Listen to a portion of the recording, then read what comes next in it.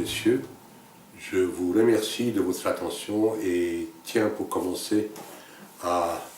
exprimer notre gratitude de nous donner l'occasion de présenter les acquis et les requis du Symposium international de Cotonou sur l'éducation à la paix, au développement par le dialogue interreligieux et interculturel comme initiative africaine. J'ai à dessein placé le mot initiative africaine à la fin pour souligner à quel point c'est d'abord et avant tout le mérite des organisateurs de ce symposium, en l'occurrence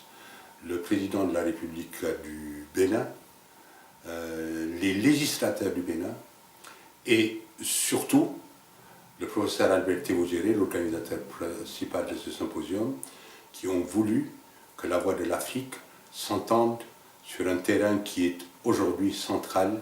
dans l'agenda international, c'est-à-dire l'éducation à la paix et au développement par le dialogue interreligieux interculturel qui malheureusement, faute d'avoir eu lieu au préalable, a été source de conflits et non source d'harmonie et de paix comme il aurait dû l'être. L'un de ces premiers acquis est le manifeste de Cotonou.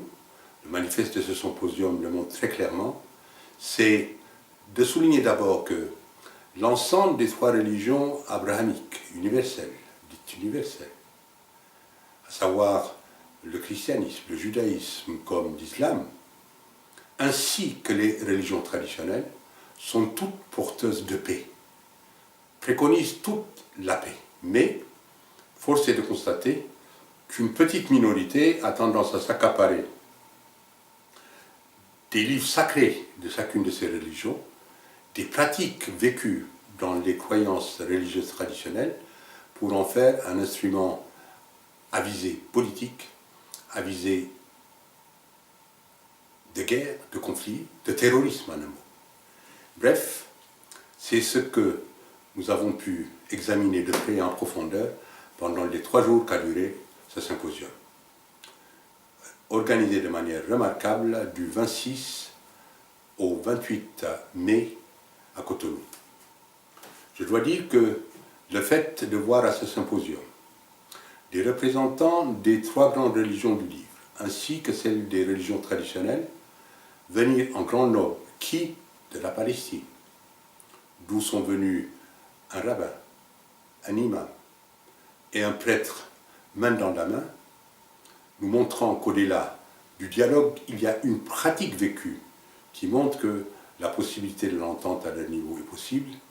le tout sous l'égide également de l'Organisation de libération de la Palestine, l'OLP. Tout cela honore les organisateurs de cette réunion, honore surtout l'Afrique en ce qu'elle a pris d'initiative d'une telle rencontre. Il faut dire que le professeur Albert Théogéré a consacré sa vie entière, tant dans les organisations internationales où il a travaillé à l'OIT pendant plus d'une trentaine d'années, qu'en tant que médiateur de la République dans beaucoup de conflits africains, comme un homme d'ouverture et de dialogue au plus haut niveau, c'est-à-dire le dialogue spirituel. Or, ce que le manifeste qui a été adopté par les quelques 700 participants met en évidence, c'est qu'il n'y a pas suffisamment d'enseignement de ce que sont réellement ces religions, qui sont l'une des composantes de notre culture. Tant qu'il n'y a pas cette possibilité de comprendre, tant soit pas en profondeur, que notre diversité religieuse, notre diversité ethnique, la diversité de nos expressions culturelles, notamment à travers les langues, est une source de richesse et non, comme cela a été plus souvent utilisé, une source de conflit. Voilà qui a été mis à nu, voilà ce qui a été mis à jour pour permettre le contraire, c'est-à-dire un dialogue qui puisse permettre d'arriver à une paix durable. Parce que s'il n'y a pas de paix durable, on ne peut pas concevoir un développement durable. Et une paix durable suppose, comme le stipule dès le début le préambule de la Constitution de l'UNESCO, que les guerres prennent naissance dans l'esprit des hommes, c'est dans l'esprit des hommes qu'il faut élever les défenses de la paix.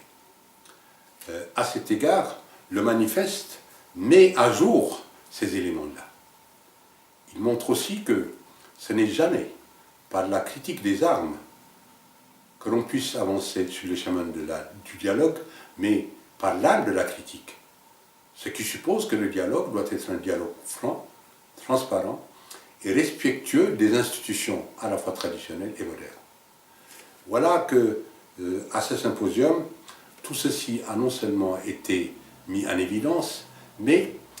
le fait de voir que la plupart des organisations non gouvernementales, les ONG, la plupart des responsables politiques, outre ceux du Bénin, c'était un plaisir de voir le président Obasanjo venir le jour même où arrivait au pouvoir le nouveau président élu du Nigeria, nous dire qu'il y aura une suite à ce symposium parce qu'il a invité le symposium dans 2 ans à Abuja, pour qu'il y ait un approfondissement des thèmes évoqués et que notre continent ne soit pas l'otage de quelques fanatiques terroristes tels que Boko Haram, les Shebabs ou ceux qui se sont manifestés au lieu même du dialogue par excellence entre les religions, je veux dire le Mali, je veux dire Tombouctou, pour commettre les actes horripilants que nous avons vus. À ce colloque, les États-Unis, en l'occurrence le département d'État et John Kerry, avaient envoyé le conseiller pour les questions religieuses des États-Unis, nouveau poste créé en 2013, qui montre à quel point le caractère conflictuel et l'instrumentalisation de la religion doit être combattu de manière rationnelle, pas seulement celle de l'islam, mais tous les fondamentalismes, y compris les fondamentalismes néo-pentecôtistes, comme certains l'ont dit. Il est également heureux de constater que la France était représentée à un haut niveau, non seulement par son ambassadeur à Cotonou, mais également par le conseiller spécial du Quai d'Orsay et de l'Élysée en matière religieuse, je veux dire l'ambassadeur Possel,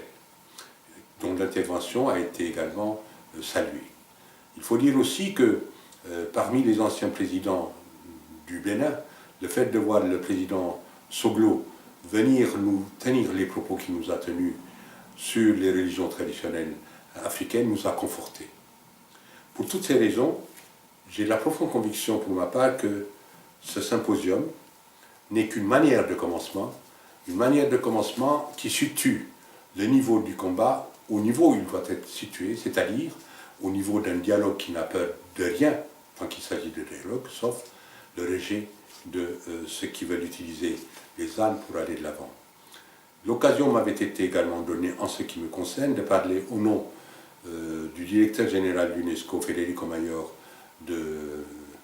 1987 à 1999, qui avait envoyé une vidéo pour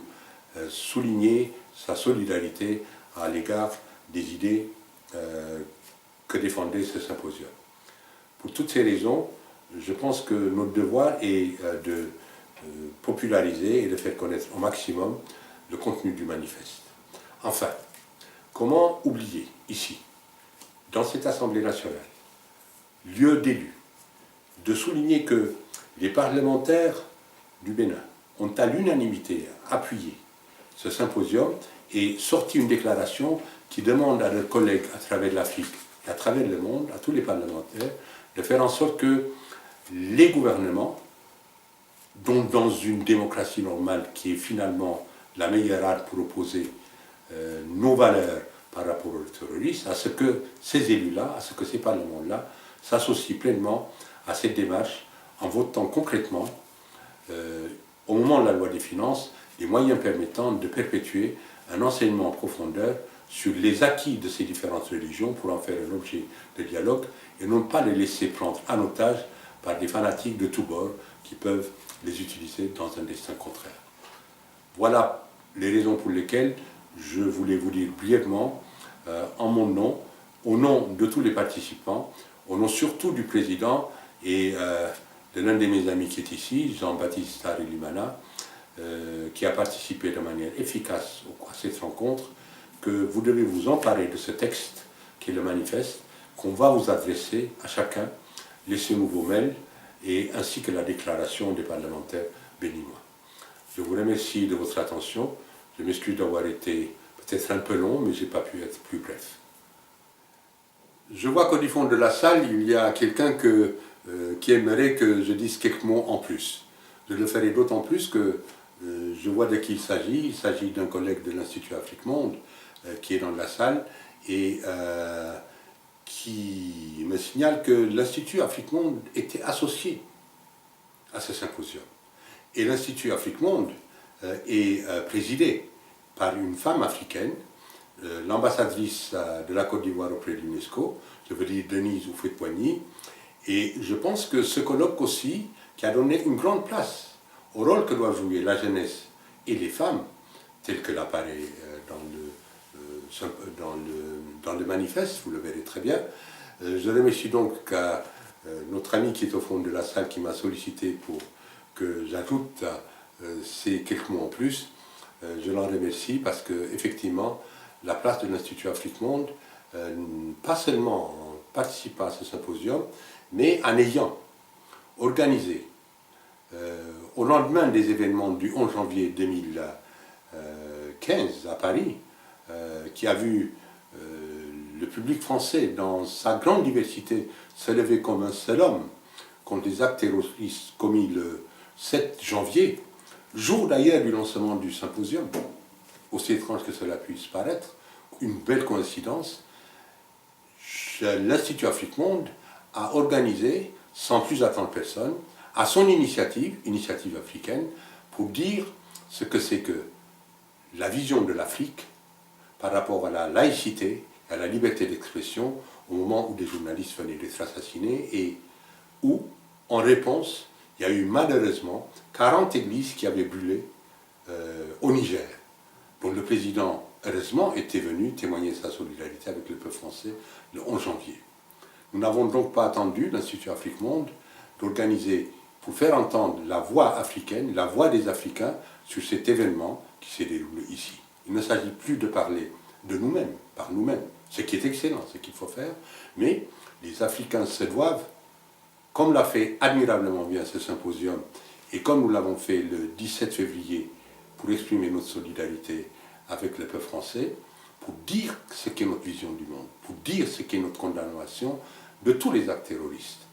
Et il y a eu, à cette rencontre qui s'est tenue au centre de Sèvres, plusieurs dizaines et des centaines de personnes venues écouter l'intervention qu'avait organisée l'Institut Afrique Monde, notamment avec le recteur Joseph Maïla de l'Institut catholique, responsable